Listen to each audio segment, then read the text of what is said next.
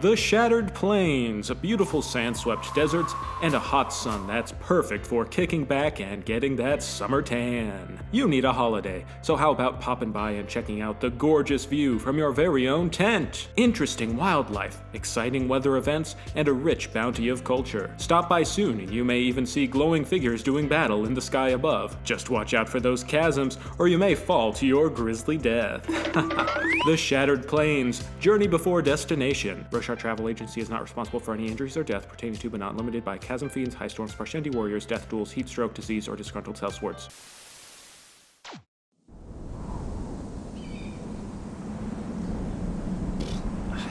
Man, I really got screwed on this one. I needed a holiday. This isn't exactly what I had in mind. It was advertised as an oasis. Not exactly. You would think being from Australia I would be in my element, but the idea of a holiday is to get away from the barren heat. But Jay? What are you doing here, man? Not much, just world hopping, hanging out. Okay, anyway, what's shaking? My name's Cam. Welcome back to another video. Yes, I brought my chair on holiday, okay? Just don't worry about it, just don't question it. I make videos every single week on fantasy and horror books, so if that's your kind of thing, if you're a reader like me, then I would love it if you stuck around. I can proudly say that I recently conquered the behemoth that is the Stormlight Archive by Brandon Sanderson, well, the books that are currently available so far. I believe that ultimately Brando's plan is to have 10 novels split kind of in half over 2 5-book arcs, although I'm sure there's going to be plenty more surplus like novellas sprinkled in there as well. So I read the 4 available Stormlight books and also the 2 shorter novellas that accompany them, all set within the same world and totaling all 6 books come together at about 1.8 million words, which for comparison would be kind of like reading all 7 Harry Potter books twice in a row. And we're technically not even halfway through the series yet. Look, I know I go on a lot about word counts when it comes to fantasy, a genre that typically is a lot bigger, a lot more epic. And I don't want you to think that I don't like longer books, but I also do think it's really important to understand the commitment involved in coming into big series like this, especially the Stormlight Archive, which I think is probably going to end up being one of the biggest ever. Personally, I think it's a commitment definitely worth making, but we'll get to that. What I'm about to say is probably going to seem very dramatic, so I've made the decision that I'm going to also flourish a lot with my hands so that I can say that the decision to be overly dramatic was on purpose. I think these books are going to be looked back on as a benchmark of fantasy storytelling. Alright, I'm done with that bit. They're easily some of the best fantasy books that I have ever experienced, some of the best fantasy storytelling that I have had the pleasure of diving into. A huge part of that is Brandon Sanderson's ambition when it comes to the story that he's telling here. It's so huge, so big, that it shouldn't even be possible. Don't do it! That's what she said. My intention with this video is that you can watch it as someone who has read the books or as someone who hasn't. There aren't going to be any like huge spoilers or anything like that, but if there are any parts of this video that you want to skip, then there should be chapters listed down here or in the description below.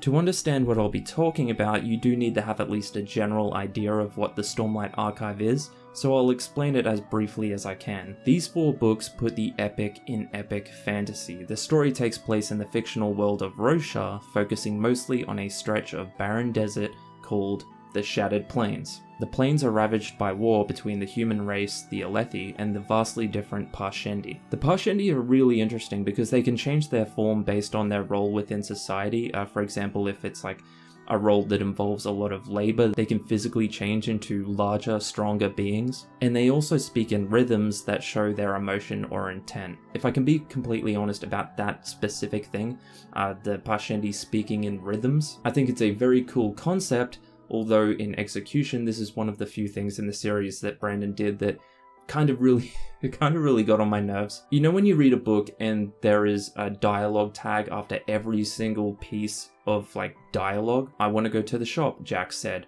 Why do you want to go to the shop? Jill said. I want to buy some milk, Jack said. It's kind of like that, but with a Parshendi, the dialogue tags are the rhythm that they're humming, even if it's really obvious from what they're actually saying. I am really sad, the Parshendi warrior said to the rhythm of sadness. That's That's an exaggeration, but you get my point. Now, the war is for the land and the resources there, one of which being enormous crab-like creatures called chasm fiends that have a very precious gem at their center. Another important feature of this area is the high storm, an intermittent rolling storm so destructive and powerful that it literally reshapes the ecosystem, the world, and the economy. The high storm is one of the most interesting and unique elements of the entire series, and it's something that I think genuinely sets the Stormlight Archive apart from most other fantasy stories. I can't tell you exactly why without getting into major spoilers, but if you know, you know. Stormlight's attention is shared between three major characters, the main one arguably being Kaladin Stormblessed. Kaladin is a former warrior turned slave and bridgeman. He finds himself part of a squad that carries bridges for their army to cross the chasms. This is a job with a very high death rate and a very low level of respect from the higher ups. Kaladin's story throughout the series is one of rediscovering his purpose as a leader, a fighter, and someone who can also heal others. His father was a surgeon and he was raised as a surgeon. Then we have Shallan, an upper to middle class young woman who starts with the simple intention of helping to spare her family public humiliation. That plan starts with trying to rob a very powerful and prolific and influential noble, but she finds herself part of something much bigger as the story goes on. And that something is something that requires her to change and become not just someone else, but many other someone else's. Then we have my personal favorite, Dalinar. He is a Light Eyes military leader with a fascinating and deeply grim past. He struggles with prophetic visions that are leading his men to believe that he's lost the plot. Dalinar comes along with two sons that at the start of the story kind of feel like accessories to his story, but as you read on, they'll progressively become their own interesting characters that play very important parts in the greater conflict. There is a lot that happens over these 4 books, but if I could boil it down, I would say that the plot is that the characters start realizing their wars have become part of a plan by higher beings with unfathomable power. Basically, they've been used as puppets on strings towards their own destruction, and if they are to fight back, they have to come together. They have to make terrifying sacrifices and do things that they never dreamed possible. I have to admit that one of my pet peeves with a lot of fantasy, and unfortunately including this series, is that over an enormous story, we're introduced to really an extreme number of characters. There's 3 major POVs during the Stormlight Archive, with some other POVs peppered in along the way, but we also meet a lot of side characters. Some side characters that are just important enough to the plot that we have to remember them, but are also not major enough in the story that it becomes kind of hard to remember them. If I can be completely honest, I think there are a lot of side characters throughout the Stormlight Archive that didn't really need to exist. They played parts in the story that could have been played by more major characters. There were some interludes during Stormlight that I was completely bored by, and to be honest, only confused me. The last thing I want during a very climactic moment during the story, a climactic moment that we've been building towards for a character that I really care about, is for the story to cut away and for us to start reading about some brand new character on the other side of the world with their own B-plot, doing something that I don't care about nearly as much, even if it is important to the overall story. I just think that sometimes we as fantasy readers are being asked a bit too much. I think we're being asked to remember a bit too much. I love interesting side characters, I really do, and I even like large casts, like everyone in Kaladin's team, Bridge 4. One of the best, groups of people, of characters I've ever read about in a fantasy. They're all very unique, they all have their own distinct personalities. Every single one of them has their own part to play in the major story, but there were also a lot of other side characters that just didn't need to be there. Or at the very least, I don't think they needed to be named or get a speaking role. In most cases, having too many side characters can really take away from the main characters. So what I can say for Brandon Sanderson is that I don't think that ever happened in this series. The characters that you need to care about, you will care about. And that takes me to the next topic. Oh no. Oh shit. Well, bad news. I think a chasm fiend just got Jay. You're right, mate?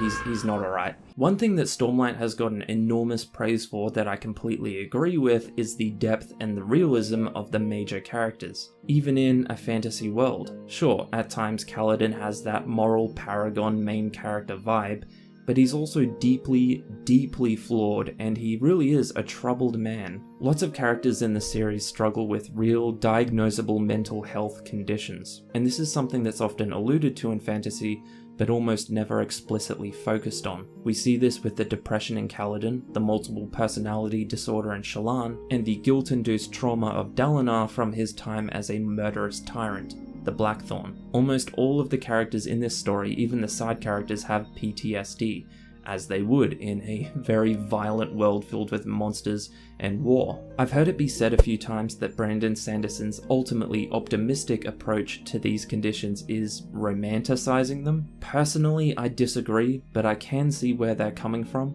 I don't think it can be understated how truthfully dark the moments are where these characters have to confront those sides of themselves. There's a very particular moment that I want to point out in Oathbringer where Kaladin's depression, it really reaches a breaking point, and I'm not exaggerating when I say it was very, very intense to read. As someone who unfortunately lost my father to unaliving, let's just call it that, this scene I'm referring to in the story, it just felt too real. It was really hard to read, but I don't think that's a bad thing. I really appreciate the completely gloves-off approach to a topic like this. It is scary, it is miserable, it's really hard, and that's what it felt like reading it. I didn't feel like it was romanticized. I will say though that I can see the concern around the fantasy aspects of Shallan's DID. She exists in a world of magic, and we shouldn't disqualify people with DID from existing in fantasy, but also how could that magic impact that disorder? Where do we draw the line? When does it become inappropriate to intertwine magic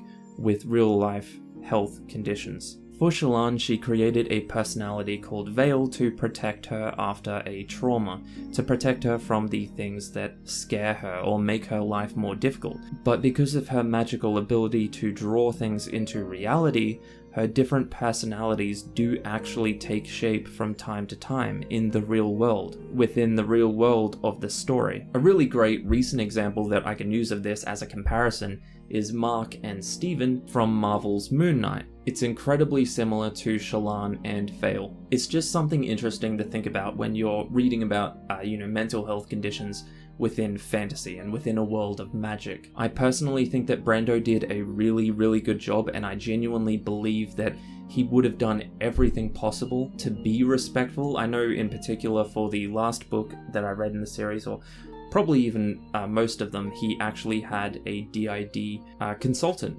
I don't know if they're considered a technical expert, but he had a consultant. But at the end of the day, that's just how I felt about it as someone who hasn't experienced a lot of the mental health conditions in this story, so I'm definitely not trying to speak for others who were maybe more uncomfortable with how they were written.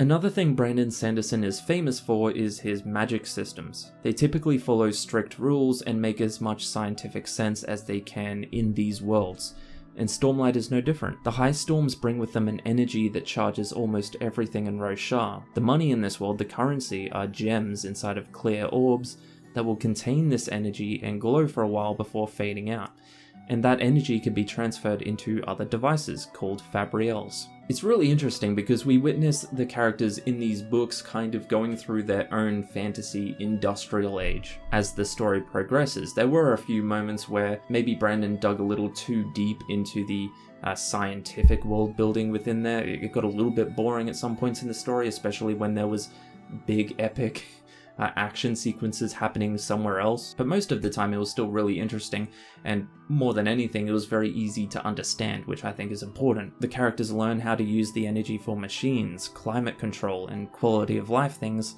like irrigation. Where this becomes magic though is when this energy, Stormlight, provides charge to our major characters so that they can use their abilities. For Kaladin, that is changing gravitational pulls so that he can fly or stick people to walls. Shallan can use Stormlight to conjure illusions, and Dalinar can glimpse into past events. I really love the idea of a magic system that relies on an exchange. It's something I really liked in Brandon Sanderson's Warbreaker as well. In Stormlight, you can't fly through the sky all day, just like you can't drive around in your car indefinitely. It's an exchange of energy or fuel, and eventually you will run out until you get more. These limitations bring with it a risk. It's exciting every time we see Kaladin flying up into the air and using his Stormlight to fight people. He might do a huge trick to save the day, but now we, the reader, are wondering if he's about to fall out of the sky. Some of the most exciting and most hype moments during reading this were when a character was getting their ass absolutely clapped, and then all of a sudden they kind of have their big anime moment. They step back and they suck up all the Stormlight in the room and they start clowning on the attacker like it's their job.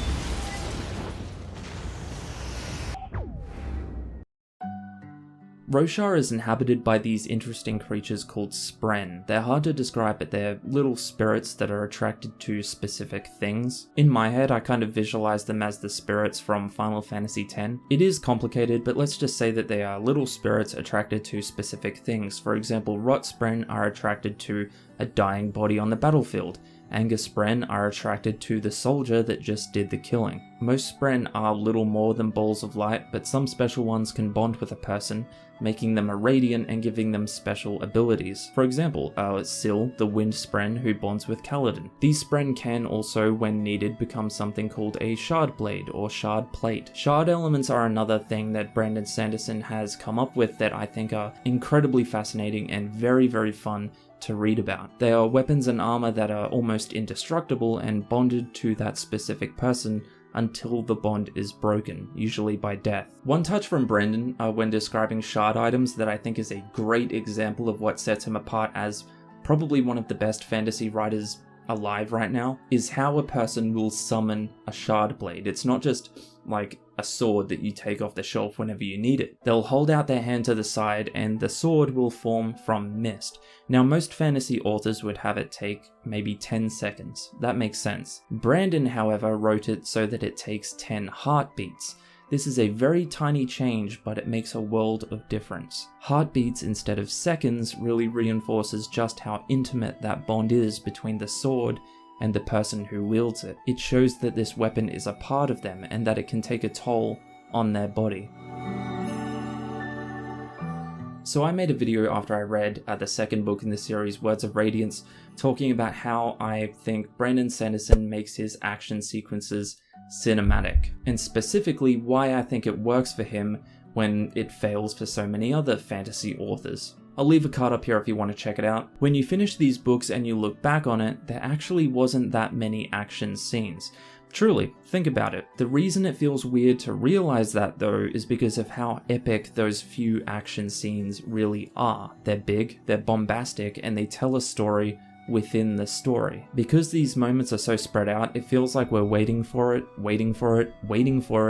and then a moment sooner than you expected, bam, all hell breaks loose. My absolute favorite example of this throughout the whole series was in book 2, I think it was. I won't give any spoilers, but if you've read it, you know. All I will say is Colosseum. Not only is it an incredible action sequence, but what happens in that moment is incredibly important for the story. We aren't just reading about characters fighting, we can see the character's personality in the way that they fight, the reason that they're fighting. I don't know how else to describe it other than cinematic. Much like the action sequences that I mentioned, Brandon has this almost infuriating talent for making the final act of these books an intense and heart-stopping explosion of events. There were a few times that I was like literally fatigued reading these books, especially the last one with the super long invasion or siege storyline. It's almost like stretching a rubber band until the point where it's about to snap, but as soon as you get through that and you slide into the climax of the story, not only does it all feel worth it, you completely forgot just how long it took to get there and you find yourself wishing you had more. The endings never feel like a cheap cliffhanger to me, but I always ended up feeling somehow satisfied and hungry for more. Don't do it! There is a lot more I want to say about this series, and I will in other videos. I plan to make many more videos about Stormlight, going into the more spoilery stuff like my theories for the next book, some deep dives on other characters I really liked. For example, I haven't even really mentioned Wit or Rock. Like I said, you're looking at nearly 2 million words so far, so